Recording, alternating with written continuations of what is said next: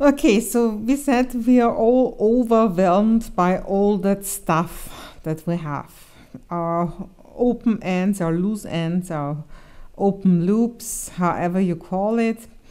And our subconscious thinks there is even more, or we know somehow that there is even more, but we this is what frightens us, that we do not know where exactly the things are anymore, so we do not know what exactly to do anymore.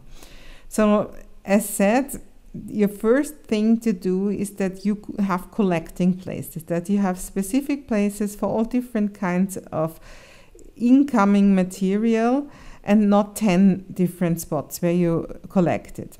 Because what usually happens to inboxes is that they become deposits, that there is no further processing. And now it's important that you understand that we have a place for everything that comes into your home in any way has its place to go, but this isn't the place that it's meant to stay. David Allen has the 2-minute rule, and I would even prolong it to 3 to 5 minutes. He's saying everything that takes you 2 minutes or less, you should do right away. You should process it. So you shouldn't even bother in collecting it somewhere, but process it all the way. And processing is the next big chapter. We will be talking about processing in the next chapter. Now we are only talking about depositing it, giving everything a place where it should be, but only temporarily. As you might know, inboxes, for example, tend to be a place for sheets to stay for even years, and that's not what it's supposed to be. So processing is the next. Now we are talking about where to put things once they come into your house. And of course, first of all, there's lots and lots of different kinds of sheets, all different kinds of letters and papers and handouts. So you get still physical mail, I guess, and you get handouts when you are attending some course or some speech or something. You will get information from the kindergarten of your children, or from some office where you have to do something. For example, you want to apply for a new passport or a new insurance or whatever. So there's still lots of paperwork. You will get lots of papers. And of course, bills often come in an envelope still. So once they get into your house, because you carry them in or because they come by mail, the right way to go is into an inbox. So yes, you should collect all the papers in an inbox, but this should really only be a temporary stay where it only stays for at most some days. So processing should happen the best every day, but at least several times a week. So, okay, papers come in. Why is it? Because otherwise you would put some papers into drawers, you would leave some papers maybe in your handbag, and you would have other papers on your desk, and some papers might be staying on your living room table, and so on and so on. So all the papers all come into one inbox. My personal exception are bills. I have an additional, or 2 boxes actually, a 2-box system for my bill, which has been working for me for years and which is completely stupid, easy, as simple as it can be. I just have 2 boxes for my bills. One box is for all the bills I still have to pay, and the other box is for all the bills I have paid. So the usual process is bill comes in by mail, for example, or also if it comes by email, I would print it because I need it for my bookkeeping anyhow. And I put it in box number 1. And there it stays. And when I do my money transfers once or twice a week, I would go through it and would have a look what I already have to pay and what can wait. And everything I pay will get a little mark on when and how I paid it. And then it just goes into box number 2. And in box number 2 are all the bills I have paid, also all my cash payments, all the slips I get from cash desks, and I collect them there. And then once a month I do all my bookkeeping and I'm booking it, and then it goes into the file for my tax payment. So this is what I do with all my bills, and I do it for years, and it's just a great system. And all the other papers just go into one inbox. One last time I say it, not to stay, but just to be there for the moment and to very soon to be processed. Yeah, another incoming things are all the different notebooks. Everywhere where you take notes, this can of course today also be digital notebooks, like tablets or something like that, or still the good old paper notebooks. So I, for example, like to write down when I'm in a seminar. I like to start a new notebook. But I found out that I rarely look into my notes after the seminar. There are only some very special seminars where I still look into it afterwards. Usually I don't need that, but I still love the process of writing.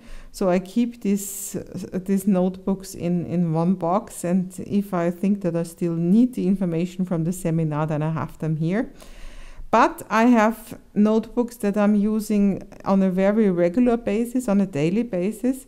And these are 3. I'm just telling you about my system. Your system can be completely different. I have two big ones, A4 with blank pages, all white. And these are my idea books. One is for the future, like future ideas, when something just crosses my mind, when I wake up in the morning and have an idea of something I could be doing in future. This is what goes in my sort of dreams book, my future ideas, which are not really ripe enough to harvest, but which are there and which I don't want to forget. And the other book is the book that is accompanying all my creative work. So for example, if I'm just creating an online course, and all what I find, all the quotes, all my mind maps on how to develop the course, and everything goes into that book. So it's my guiding, it just goes along, it's always next to me when I'm doing the course, for example. And I have lots of different colors in felt pens, and I like to do it very colorful.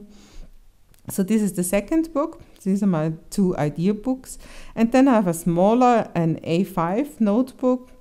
And this I use, this is just next to my desk, and I just use it anytime I have to jot down something for the moment. Like if somebody phones me, write down the telephone number of a person I might never want to phone after that again. Or if I'm just noting some colors for I don't know, I created a banner and I just want to write down the hex code or something like that. So just quick things, but I still don't do that on Post-its and stuff, because I might want to come back to it, and it's easier if it's all collected. So anyway, you have that. Just be aware that this is also all incoming stuff you might be needing and might be looking for if you don't have it all in the same place. Yes, and the napkin from some lessons before, yeah, of course, this is also like notes. If you do some quick notes, I often do that. I really love to write down everything that comes into my mind, because maybe it's a genius idea, and those evaporate very easily, so you have to be quick on writing it down. And if it's just a good title for something or whatever, and I also have written on napkins. I take any piece of paper I can get. Yeah, then today there's lots of incoming emails, and you don't have it on one device, you have it on 2, 3, 4 devices. So this is also something that you have to consider, that these are incoming things, that this is stuff, this is something to do, something to process. And email is very important, so I want to talk about it more in a future chapter, so I don't want to say too much about it now. Just that I found out that often people who answer their emails on their mobiles have a big mess, and also people who have lots of email accounts have a big mess. And yeah, you should be aware of that there could be a problem, that you're missing on important emails and forget to email back on important issues. So these are all also things that come in that have to be collected in some way, and that have to be processed in some way. But as I said, there will be more on that specific chapter soon afterwards. Yeah, the same with phone calls and also SMS, text messages today. And yeah, you have many people have a normal landline, especially if they work in an office too. And if you work in an office, or you have the luxury of having a secretary, you might also just get notes on Mr. XYZ phones.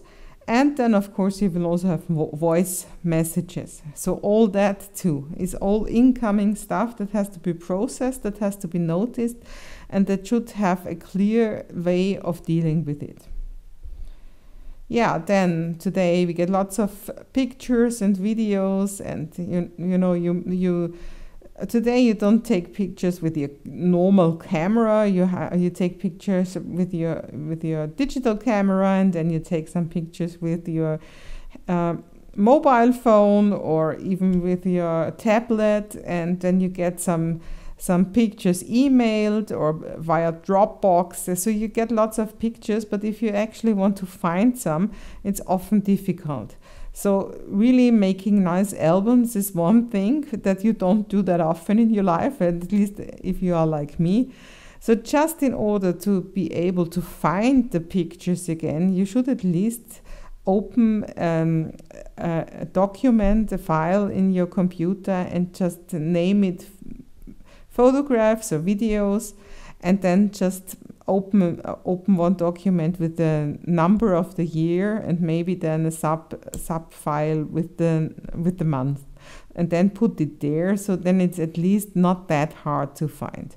There are nice programs nowadays where you can really make finding pictures easier, but that costs some work to have a good input to get a good output. So this is nothing for the quick fix. So quick fix would be just having files with the number of the year and just putting the pictures at least there so that you can find them by the number of the year at least. Calendars. Also, some people still have their good old paper calendar. Other people have it on their Outlook or Google Calendar, so they have it on their laptop or computer, and they also have it on their mobile phone, which is good with these because this is not two different ways, it's synchronized, so it's only two different possibilities to access your calendar. And so you also should make it a habit that everything that you made, every appointment that you made should be in your calendar right away. And of course, social media is also a pain in the neck.